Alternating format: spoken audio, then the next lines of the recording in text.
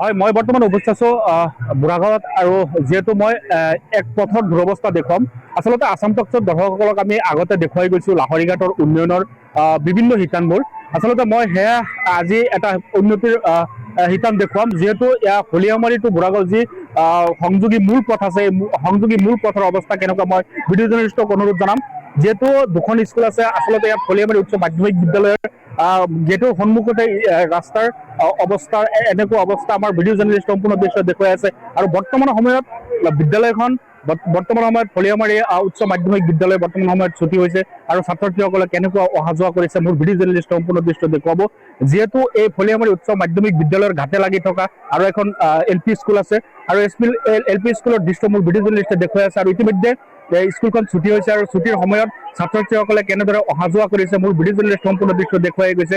আচলতে এই ৰাস্তাখিনি যে হলিয়ামাৰীৰ পৰা বুঢ়াগাঁওটো সংযোগী পথৰ মূল ৰাস্তা, আচলতে এই ৰাস্তাখিনি আজি নহয়, প্ৰায় ৰাইজে আজি দুবছৰ পূৰ্বৰ পৰা ইয়াৰ যি স্থানীয় বিধায়ক আছে তেখেতক আৰু বিভাগীয় কৰ্তৃপক্ষক অনুৰোধ জনাই আছে ৰাস্তাখিনি নিৰ্মাণ কৰিবলৈ, কিন্তু আজিৰ দিনত দেখা পোৱা গৈছে ৰাস্তাৰ অৱস্থা এনেকুৱা।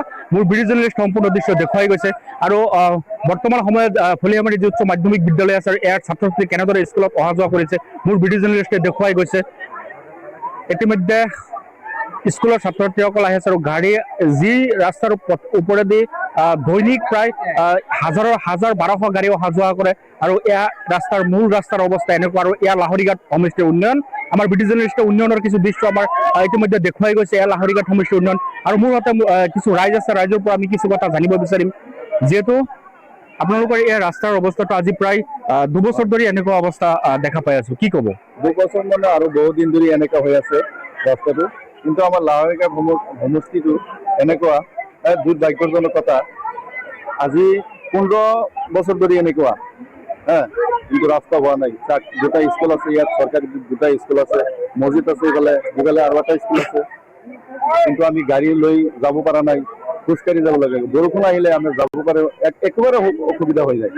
গতিকে চৰকাৰে এইটো ৰাস্তা মানে অতি সোনকালে কৰি দিব লাগে। যিহেতু আপোনালোকৰ অৱস্থা কিমান দিন ধৰি এনেকুৱা আমিতো প্ৰায় দেখি আছো 10 বছৰ ধৰি এনেকুৱা, 10 বছৰ হৈ গ'ল। ইতিমধ্যে মই ৰাইজৰ পৰা কিছু কথা জানিব পাৰিছো। যিহেতু এই ৰাস্তাখন আজি এজনৰ পৰা জানিব পাৰিছো প্ৰায় 10 বছৰ ধৰি এনেদৰে দুৰৱস্থাত ভুগি আছে আৰু 10 বছৰ ধৰি দুখন স্কুলৰ ছাত্ৰ ছাত্ৰীসকল স্কুলত সোমাব নোৱাৰা অৱস্থাত হৈছে। যি মূল পথ আছে মূল পথেদি গাড়ী মটৰ যাব নোৱাৰা অৱস্থা হৈছে।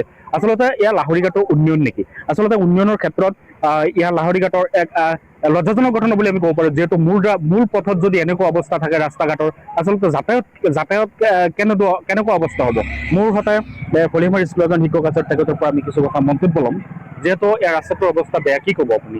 আপোনালোকৰ স্কুলৰ ছাত্ৰ ছাত্ৰী অহা যোৱাত বহুত অসুবিধা হৈছে। ইয়াত ধৰক ফুলিয়ামাৰী হাইস্কুলত প্ৰায় 500 মান ছাত্ৰ ছাত্ৰী আছে, লগতে লাগি আছে ফুলিয়ামাৰী বা ইংলিছ স্কুল, তাতো প্ৰায় 400-500 মান ছাত্ৰ ছাত্ৰী আছে। এই প্ৰত্যেকজন ছাত্ৰ ছাত্ৰী ইয়াত প্ৰাইভেট স্কুল 4-5টা মান আছে।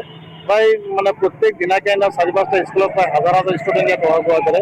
বহুত ছাত্ৰ ছাত্ৰীয়ে জমৰ যাতনা ভুগি আছে। স্কুলত যাওঁতে সিহঁতে ৰাস্তাত আহি পেলাই ইয়াত পৰি গৈ পেলাই ইউনিফৰ্ম বেয়া হয় আকৌ ঘৰত উভতি যাব লগা হয়। এনেকুৱা ঘটনা প্ৰায় হৈ আছে। বহুতকেইটা গাড়ী ইতিমধ্যে আমাৰ ইয়াত এক্সিডেণ্ট হৈ পেলাই বহুতে হস্পিটেলাইজ হ'ব লগা হৈছে। গতিকে আমি বাৰম্বাৰ আমাৰ বিধায়ক মহোদয়ক আমি কেইবাবাৰো জনাইছোঁ, তেখেতক আমি স্কুলৰ জৰিয়তে এপ্লিকেশ্যন দিয়া হৈছে, কিন্তু আজিলৈকে আমি তেনেধৰণৰ সুফল পোৱা নাই, কোনো ধৰণৰ ব্যৱস্থাই হোৱা নাই। এতিয়া আমি নিৰাশ হৈ পেলাই বহি আছোঁ, সিহঁতৰ বিধায়কে একো কৰিব পৰা নাই যেতিয়া আৰু আমি কাক কৰি পেলাই ক'ম। গতিকে আমি প্ৰত্যেক দিনাকে কষ্ট কৰি পেলাই স্কুলৰ আমাৰ টিচাৰসকলে স্কুলৰ যিবিলাক গাড়ীবিলাক বেলেগত থৈ আহিব লগা হয়, প্ৰায়বিলাক আমাৰ স্কুলৰ টিচাৰসকলৰ গাড়ীবিলাক বেয়া হৈ থাকে, বেলেগত থৈ আহিব লগা হয়। গতিকে এনেকুৱা বহুত ধৰণৰ অসুবিধা ভুগি আছোঁ।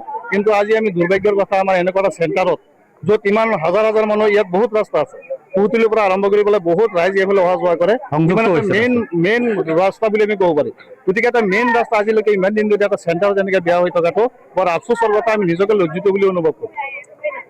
যিহেতু এই ৰাস্তাখনৰ বিষয়ে আপোনালোকে বিধায়ক মহোদয়ক অৱগত কৰাইছিলে আৰু বিভাগীয় কৰ্তৃপক্ষৰ ফালৰ পৰা আজিলৈকে কোনো হেৰি পোৱা নাই নেকি? ৰাস্তা নাই, আমি কোনো বিভাগীয় কৰ্তৃপক্ষৰ পৰা আজিলৈকে কোনোবা এনেকুৱা আপোনালোকৰ নিচিনা সাংবাদিক বন্ধুসকল কেইবাবাৰো আহিছিলে, আহি পেলাই নিউজ কৰি গৈছে, কিন্তু আমি তাৰ দ্বাৰা কোনো ধৰণৰ সুফল পোৱা নাই বা কোনো ডিপাৰ্টমেণ্টৰ কোনো মানুহ আজিলৈকে আহি পোৱা নাই বা বিধায়ক মহোদয়ে কৰি দিম বুলি খালি কৈ আছে। কিন্তু আজি প্ৰায় 2 বছৰ মান হৈ গৈছে, এতিয়ালৈকে আমি ৰাইজে কিছুমান ইটাৰ মানে বাটাৰ পৰা আমি ৰাইজে চান্দা তুলি পেলাই কিছু ইটা নি পেলাইছোঁ কাৰণে এতিয়া যেনে তেনে গাড়ীবিলাক যাব পৰা হৈছে।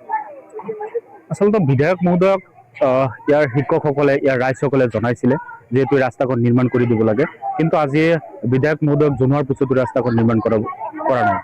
যিহেতু আকৌ ৰাইজে পুনৰ অনুৰোধ জনাইছে লাহৰীঘাটৰ বিধায়ক আসিফ নাজাৰক অনতিপলমে যাতে এই ৰাস্তাখন নিৰ্মাণ কৰি দিয়ে।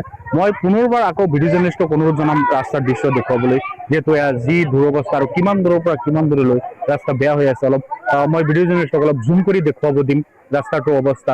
আচলতে এয়া যদি এখন মাৰ্কেটৰ মাজত দুখন স্কুলৰ সন্মুখত মেইন ৰাস্তাৰ অৱস্থা এনেকুৱা থাকে, আচলতে যাতায়াত কেনেদৰে কৰিব, ছাত্ৰ ছাত্ৰীসকলে স্কুললৈ কেনেদৰে আহিব। কিন্তু এটা কথা আহে বিভাগীয় ফালৰ পৰা আচলতে ইয়াত যদি কোনো গুৰুত্ব দিয়া নাছিলে, কিন্তু সংবাদ মাধ্যমত কেইবাবাৰো বাতৰি সম্প্ৰচাৰ হৈছে, কিন্তু বিভাগীয় ফালৰ পৰা এই ৰাস্তাটোৰ ওপৰত নিশ্চয় গুৰুত্ব দিব লাগিছিল। আচলতে এই ইটাবিলাক দেখি আছে যে ৰাইজসকলে মিলি কাৰোবাৰ পৰা টকা উঠাই এই ইটাবিলাক ৰাস্তাত দিছে, আৰু ইটা দিয়াৰ ফলত মানে কিছু গাড়ী ৰাস্তা দি অহা যোৱা কৰিব পাৰিছে। কিন্তু বৰ্তমান সময়তো বেয়া অৱস্থা হৈ আছে, আৰু যি বেয়া অৱস্থাৰ কাৰণে এখন কলিয়ামাৰী উচ্চতৰ মাধ্যমিক বিদ্যালয়ৰ শিক্ষক এজনে জনাইছে প্ৰায় ছাত্ৰ ছাত্ৰীসকল এই বোকাত